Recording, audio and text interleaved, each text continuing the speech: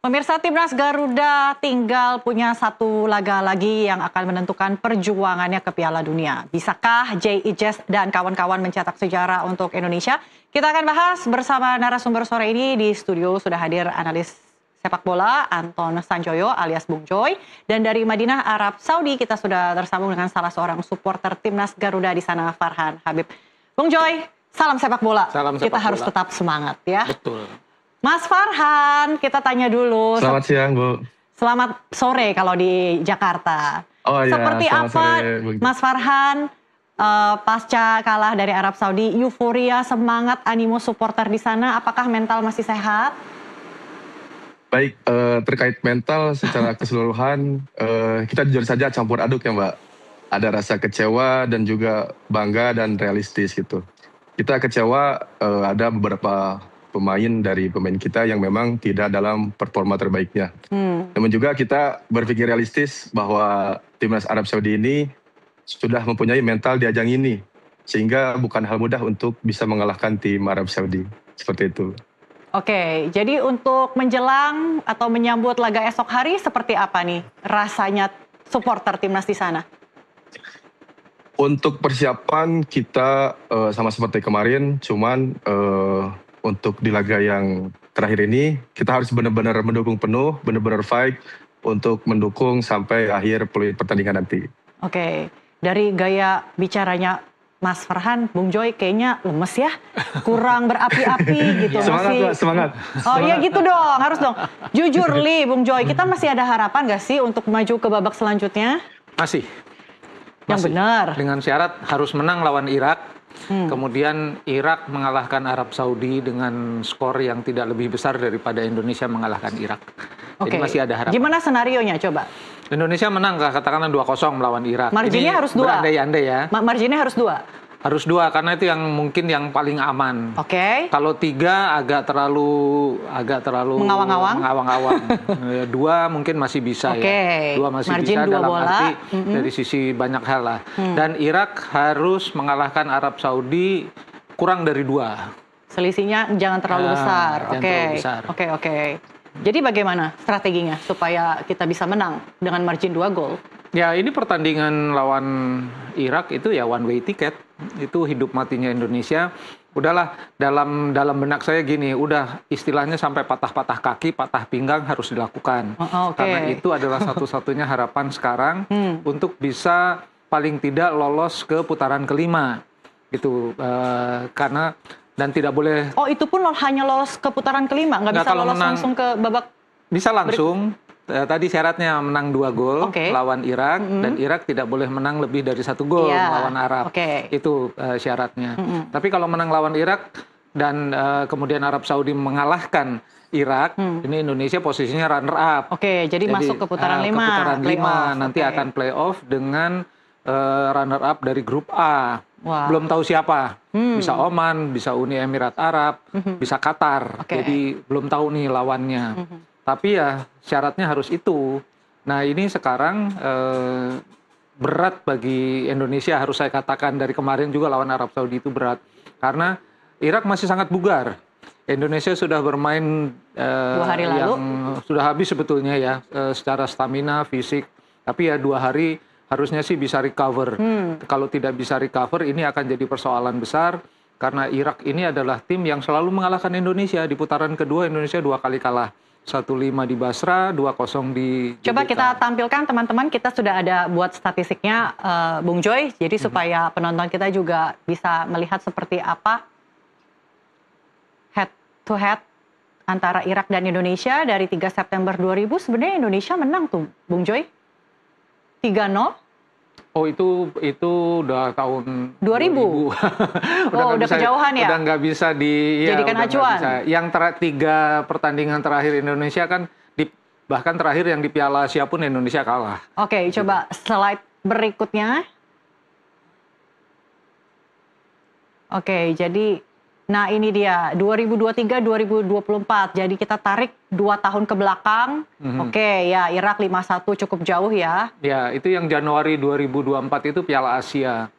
Yang 151 itu kualifikasi Piala Dunia putaran kedua. Indonesia juga kalah 2-0 di Senayan. Saya nggak ada datanya.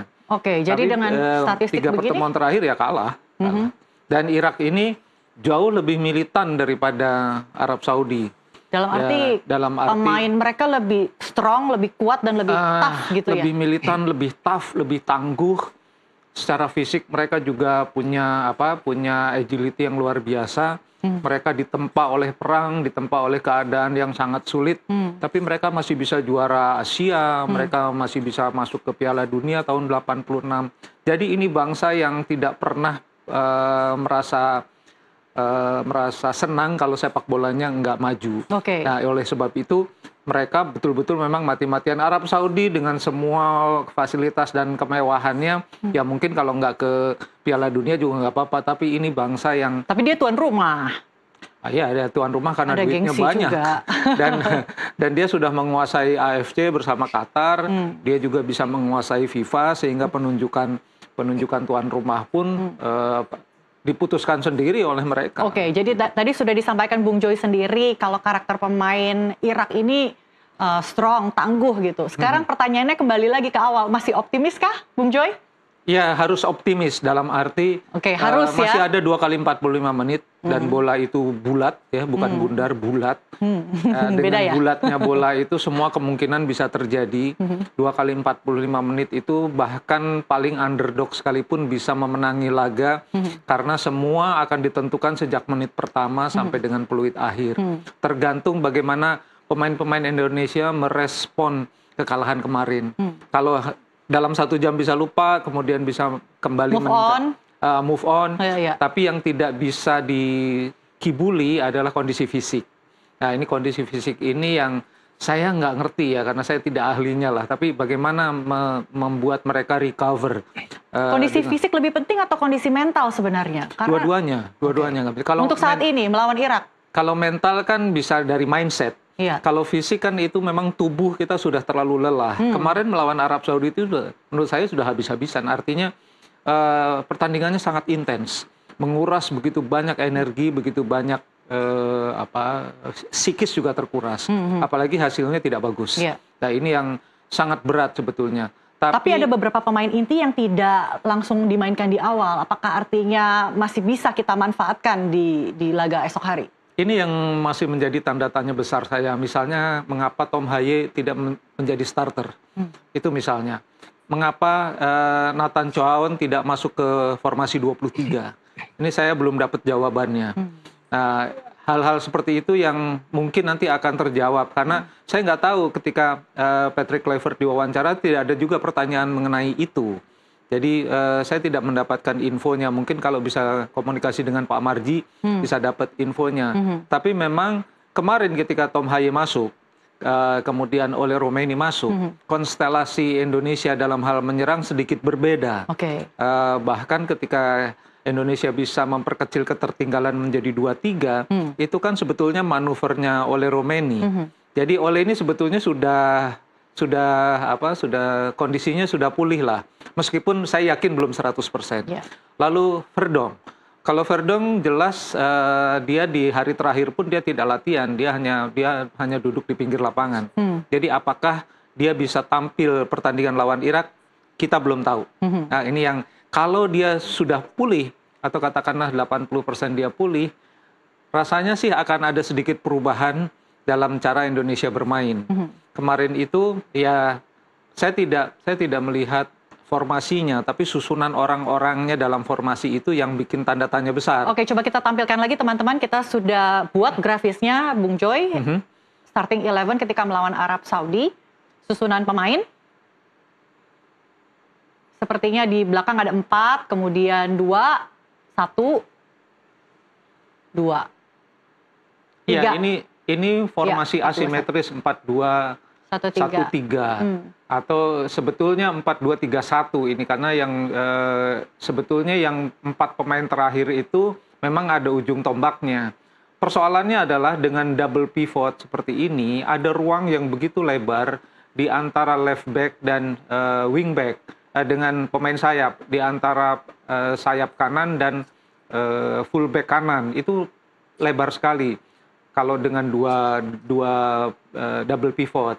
Nah, ini yang saya melihat kemarin Indonesia begitu dieksploitasi dari sisi lapangan yang memang sering ditinggalkan oleh pemain-pemain dalam departemennya masing-masing. Dan itu diakui oleh Patrick Kluivert dalam wawancara. Dia mengatakan jarak antar departemen, jarak antar lini itu terlalu jauh. Dan itu yang membuat Arab Saudi gol pertama dan gol ketiga itu kelihatan betul bahwa mereka betul-betul mengeksploitasi ruang kosong di antara pemain gelandang dan pemain bertahan. Ini yang saya rasa pasti sudah dievaluasi.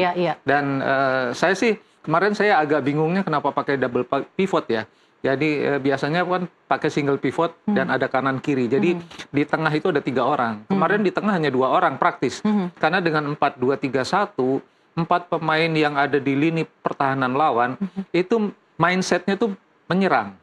Sementara Kambuaya yang ada di formasi nomor punggung 8, dia tidak banyak ikut serta ketika Indonesia kehilangan bola, dia tidak banyak ikut serta bertahan. Jadi tugas bertahannya hanya 2 orang, yaitu untuk menahan pertama ya, Joy Pelupesi, dan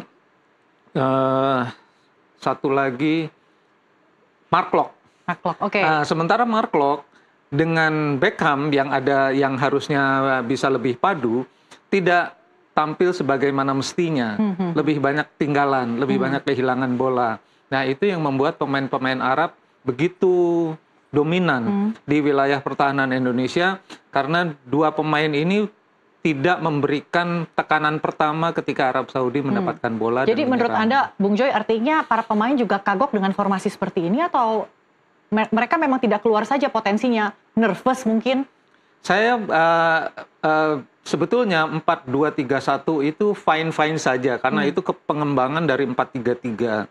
Cuma memang dengan double pivot ini, pemain yang ada di depan, terutama yang di kanan dan kiri, Beckham dan Kambuaya, itu betul-betul harus membantu pertahanan ketika Indonesia kehilangan bola. Nah ini kemarin kan yang nggak kelihatan, sehingga kalau kita lihat heat map-nya, pemain-pemain Arab Saudi itu heat map-nya ada lebih banyak di sektor kanan pertahanan Indonesia. Itu mereka dominan sekali di situ dan berkali-kali memang ditembus dari sana. Baik Mas Farhan, apa respons timnas, supporter timnas ketika melihat starting 11-nya seperti itu? Kaget atau bagaimana? Untuk starting 11 ya kita pertama agak sedikit kaget juga, karena penempatan yang memang terjadi untuk pemain itu tidak sesuai dengan komposisi pemainnya, seperti itu. Maksudnya tidak seperti komposisi pemain yang diharapkan supporter? Jadi kita lihat Patrick Kluivert itu terlalu berani mengambil keputusan untuk starting 11, resiko seperti itu. Jadi seperti mencoba-coba mengatur pemain ini di posisi demikian, begitu ya? Betul, untuk di ajang ini saya pikir terlalu berisiko. Harapan supporter inginnya formasinya, susunan pemainnya seperti apa yang ideal? Untuk formasi sebetulnya seperti yang tadi sudah Bung Joy dikatakan, untuk formasi 4-3-1 itu fine-fine aja gitu. Cuman mungkin untuk penempatan pemainnya harus sesuai dengan yang memang posisinya di tempat itu, seperti itu. Jadi menurut supporter timnas di sana, siapa yang seharusnya bermain duluan, Mas Farhan?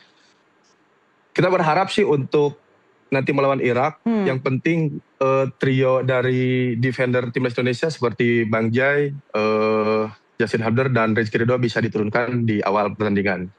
Trio Masketir ya? Iya, seperti itu. Jadi yang harus diperkuat itu lini belakang. J.I. Jess, Justin, dan juga Rizky Ridho.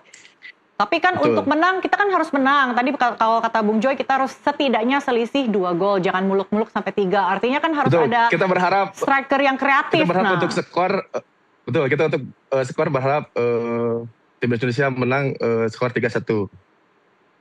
Skor 3-1, jadi strikernya kira-kira yang bisa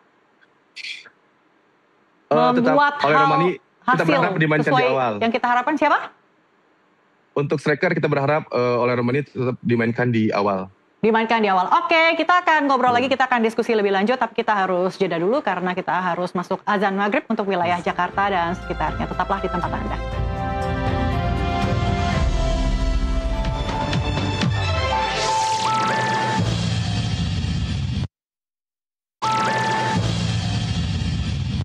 Terima kasih Anda masih bersama kami di NTV Prime Dialog. Kita masih bahas terkait dengan asa terakhir Timnas Indonesia untuk maju ke Piala Dunia. Masih ada Bung Joy di sebelah saya, kita tetap harus semangat dan optimis ya Bung Joy ya. Oke. Nah kalau begitu, apakah harapan dari supporter Timnas yang menginginkan Trimas Ketir untuk menjaga lini pertahanan, tadi yang disampaikan oleh Mas Pak Farhan, itu sebaiknya diterapkan ketika melawan Irak nanti? Ya, kalau yang dimaksud Trimas Ketir adalah 3 center back. Yang saat itu menang lawan Arab Saudi pada saat bermain di GBK kan? Iya, tapi kondisinya udah sangat berbeda. Bagaimana perbedaannya? Jadi begini, ketika bermain dengan 3 center back, itu dibutuhkan intensitas pertandingan yang lebih tinggi. Staminanya harus lebih tinggi.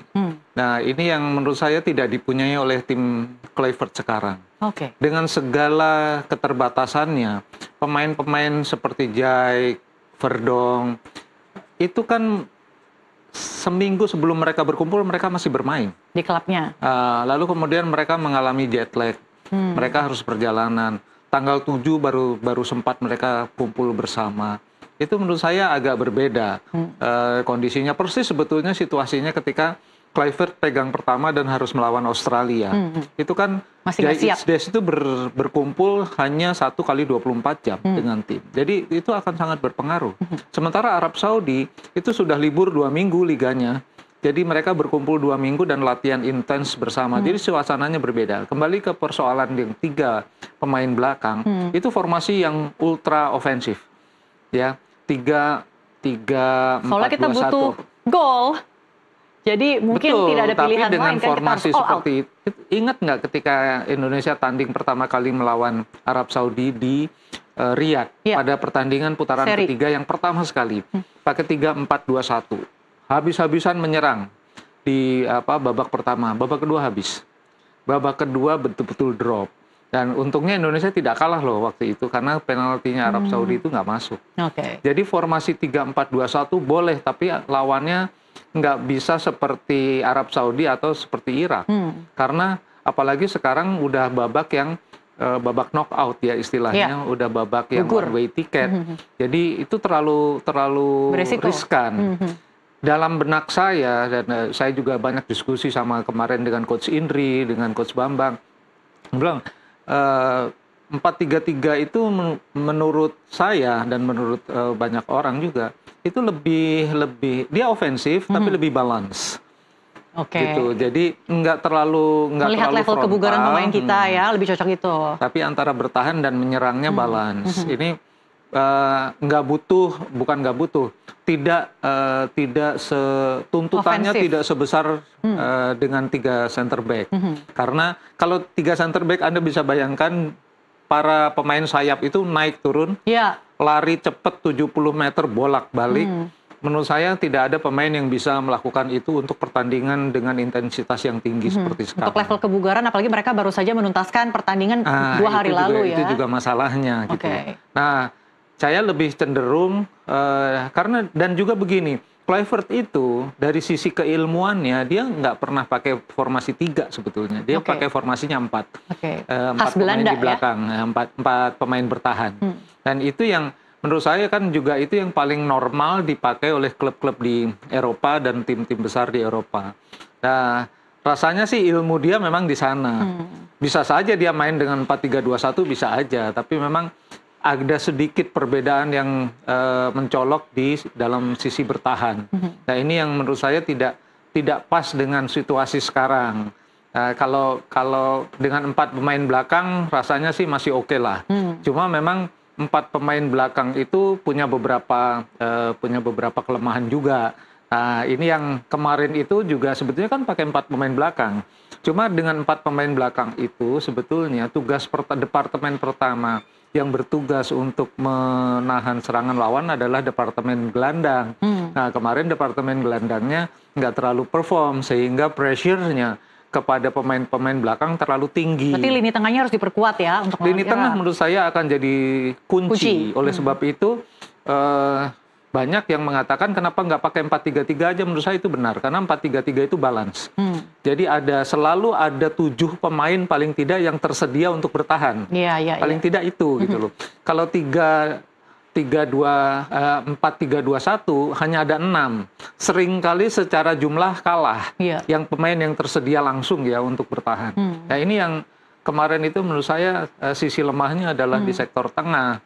Dan kalau sektor tengah sekarang diperkuat dan sektor flanknya juga diperkuat dari sisi cara bertahan, rasanya sih bisa rame nih lawan bisa Irak seru ya, gitu, bisa rame lawan Irak dan bukan tidak mungkin juga dengan kondisi yang sudah istilahnya udah setengah kopling gitu ya, udah habis-habisan kemarin masih bisa juga menang karena situasi pertandingan kan kita nggak pernah tahu akan terjadi seperti apa di lapangan itu. Sangat dinamis yang terjadi. Gitu. Lalu gaya bermain, nah kalau untuk menang kita juga harus mempelajari gaya bermain lawan dong ya, Bung Joy ya. Kira-kira nantinya apakah Irak akan terus menekan gitu sampai membuat pemain kita tidak berdaya atau bagaimana? Kalau melihat karakter pemain Irak saat ini. Karakter pemain Irak yang saya lihat di beberapa rekaman mereka di Piala Gulf kemarin, di Piala Teluk. Pertandingan mereka di FIFA Matchday itu mereka memang dalam tanda kutip menurut saya lebih intens daripada pemain-pemain Arab Saudi. Irak tidak menggelar pertandingan persahabatan kan kemarin sebelum laga putaran keempat? Saya tidak mengikuti, tapi yang saya ikuti sejak dipegang oleh Graham Arnold, itu ini adalah kombinasi antara pemain-pemain yang paling berpengalaman.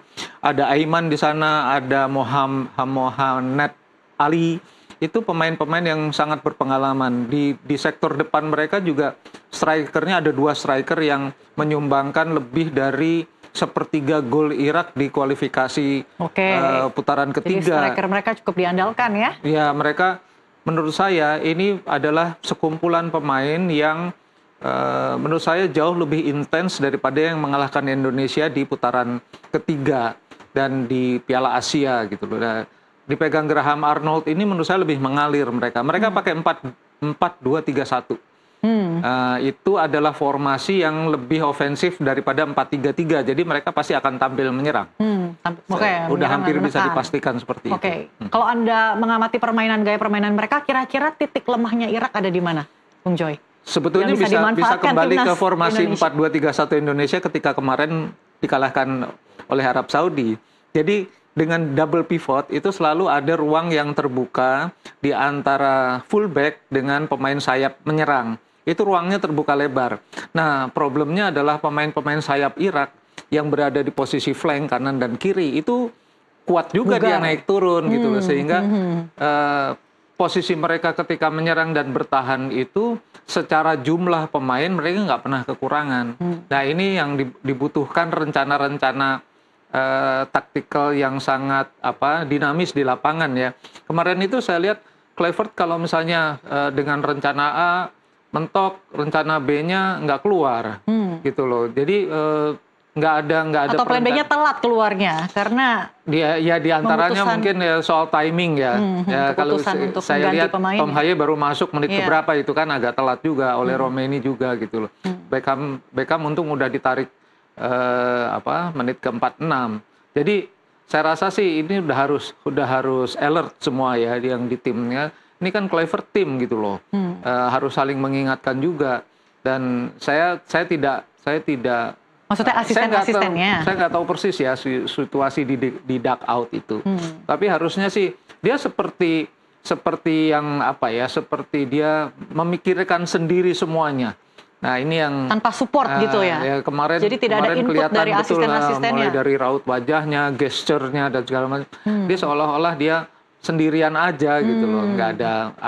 Ini saya nggak tahu persis apa yang terjadi, tapi itu tidak boleh terjadi ketika melawan Irak karena kalau ini lawan Irak kalah atau draw ya praktis habis sih sebetulnya. Jadi artinya Bung Joy bilang ini sebenarnya salah strategi dari susunan pemain ya, bukannya pemain yang tidak bisa mengeksekusi maunya pelatih gitu. Saya nggak berani bilang begitu, Mona. Saya nggak berani karena saya tidak tahu persis apa yang terjadi di ruang ganti dan di dugout. Karena pemain sendiri juga tidak bisa mengeluarkan potensi mereka kan. Kadang-kadang kita mengharapkan mungkin seperti Beckham Putra dan yang lain, tapi kok malah seperti itu performance-nya ketika melawan Arab Saudi. Iya betul, karena Tapi kalau dari sisi pemain kan memang lebih kompleks ya. Karena dia ketika di ruang ganti seolah-olah masih sendiri, masih udah bersama. Tapi ketika masuk di lapangan semua tuh sebenarnya tanggung jawab sendiri-sendiri. Cuma harus dibuktikan dalam kerjasama tim. Nah ini yang kemarin itu kohesinya memang belum kelihatan. Kalau kita lihat sejak Kluivert pertama pegang, kan memang selalu formasi timnya, posisi pemain-pemain itu selalu berganti-ganti. Iya, itu yang menjadi tantangan. Nah, ini yang saya nggak tahu apa. Padahal menurut saya sekumpulan pemain yang dia dapatkan saat ini adalah sudah yang terbaik lah. Iya, iya. Nah, gitu loh. Jadi bahkan berkali-kali saya katakan kalau di waktu di putaran ketiga dibandingkan dengan Bahrain, Cina, Australia, sebetulnya Indonesia ini cukup mewah. Iya, gitu. ada yang 2 di Serie A, 1 nggak main ya karena cedera. Bundesliga itu kan sebenarnya cukup ya mewah kata Bung Joy. Apakah karena persiapannya yang mepet? Bisakah kita menyalahkan waktu persiapan yang kurang cukup? Saya selalu melihat bahwa problem terbesar dari Indonesia adalah pemain-pemain per individunya bagus-bagus. Iya, tapi ketika yang bermain terbaik bersama. Tetapi kesempatan mereka untuk berkumpul, berdiskusi, membuat Membangun kohesi, chemistry. membuat dalam satu chemistry itu tidak punya banyak kesempatan. Ya. Ini yang menurut saya beda dengan Arab Saudi yang 90% pemainnya main di Liga Arab. Ya. Irak 98% pemainnya main di liga domestik. Kan berbeda. Sementara yang pemain Indonesia ada yang main di Thailand, main di Eropa. Iya, macam-macam ya. Kemarin Waktunya saya ngomong sama Pak Marji, katanya menjelang persiapan melawan Arab Saudi itu mereka berkumpul secara virtual lewat grup WhatsApp. Efektif nggak tuh? Jelas tidak.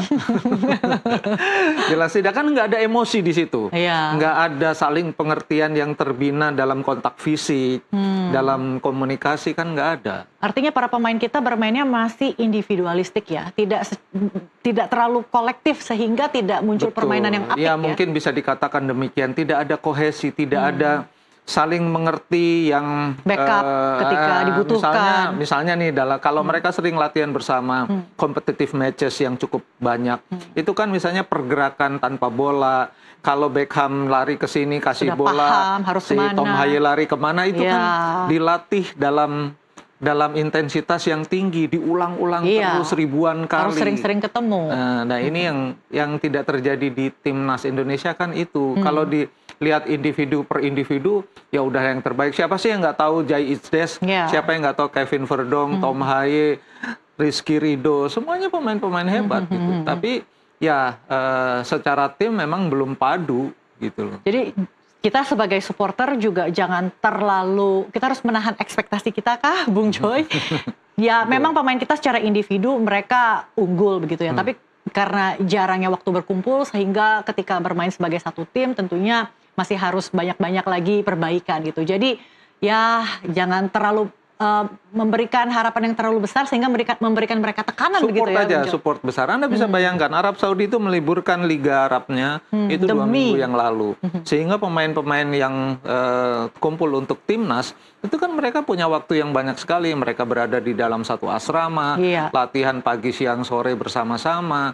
Udah 2 minggu yang lalu gitu loh. Kalau dilihat kan memang nggak terlalu apple to apple antara apa yang terjadi pada tim Indonesia. Bukan salah tim Indonesia juga karena situasinya kan memang seperti itu, tidak bisa dihindari gitu loh. Martin Pas main di mana, Kevin Verdong main di mana. Jaraknya tuh bukan jarak antar kota, antar benua. Antar benua gitu. Ya, bukan antar negara tapi antar benua, lintas gitu benua ya. Itu menurut saya kondisi-kondisi yang bukan mencari excuse atau alasan, tapi itu memang kondisi yang terjadi di timnas Indonesia dan itu sudah disadari betul ketika PSSI memang mendatangkan begitu banyak pemain diaspora dan itu salah satu kendalanya. Dan berkali-kali juga saya katakan sebelum melawan Australia ketika Kluivert masuk, pertanyaan besar, tanda tanya besar itu bagaimana mereka tiba-tiba bisa tune in dengan begitu jarak sempit dari satu pertandingan ke pertandingan lain yang sudah sangat lama. Kan itu yang terjadi, akhirnya kita hancur-hancuran di Sydney kan. Akibatnya karena permainan kekalahan kemarin nih, Bung Joy, kalau kita baca-baca netizen ada yang mulai kembali rindu terhadap STY. Saya rasa kita udah harus move on lah, bahwa STY meletakkan fondasi, membuat timnas ini menjadi dalam tanda kutip tiba-tiba Indonesia menjadi elit di Asia gitu ya. Iyalah, tapi kan ya buktinya juga bisa menang lawan Arab Saudi dan tahan imbang kan ketika di masanya STY. Iya betul, dan itu kan modal kan sebetulnya, bahwa mereka rindu STY ya udahlah, tapi kan membicarakan lagi ke belakang menurut saya juga kontraproduktif. Oke, kalau gitu. Begitu kita bicara ke depan, adakah sesuatu atau pelajaran yang bisa dipetik dari STY supaya sebagai bahan evaluasi aja, Bung Joy?